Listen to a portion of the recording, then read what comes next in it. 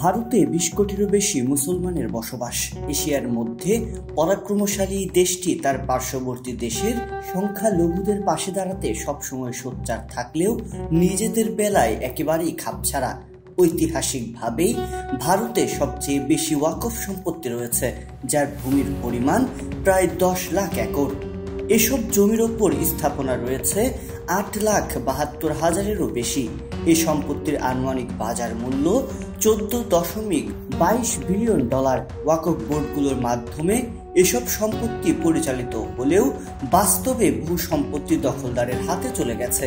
আর প্রশাসনিক নিষ্ক্রিয়তা ও রাজনৈতিক হস্তক্ষেপে বিষয়টি বর্তমানে আরও জটিল রূপ নিয়েছে। সম্প্রতি ভারতীয় সংসদে পাশ হয়েছে ওয়াকফ আইন সংশোধনী বিল। এর ফলে সরকারের ওয়াকফ সম্পত্তির ওপর নিয়ন্ত্রণ আরও বেড়ে যাবে।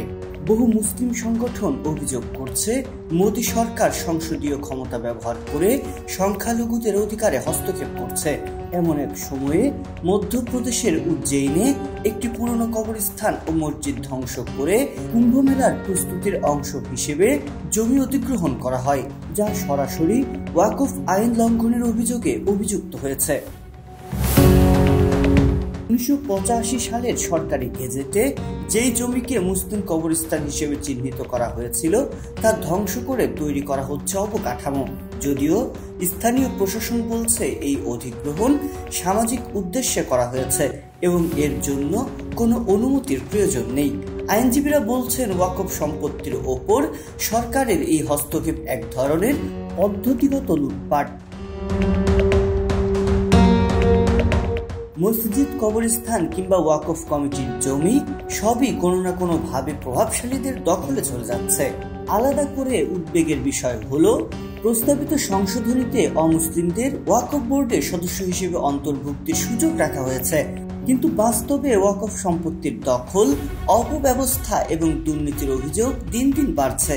বিশেষজ্ঞরা বলছেন, রাজস্ব রেকর্ড এবং ওয়াকফ রেকর্ডের মধ্যে অসামঞ্জস্যতা দখলদারদের উৎসাহিত করছে। এমনকি অনেক কবরস্থান, মসজিদ এখন সরকারি মালিকানায় দেখানো হচ্ছে।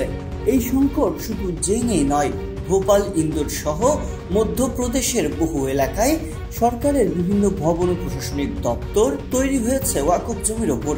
প্রশ্ন থেকে যায়, যখন সরকার নিজেই দখলে যুক্ত থাকে তখন সংখ্যালঘু সম্প্রদায়ের পক্ষে নিজেদের অধিকার রক্ষা কতটা সম্ভব? ওয়াকফ সম্পত্তি নিয়ে এভাবে ধর্মীয় রাজনৈতিক ভারসাম্য বিনষ্টের চেষ্টাকে অনেকেই বলছেন ভারতের বহুত্ববাদী সমাজের উপর সরাসরি আঘাত।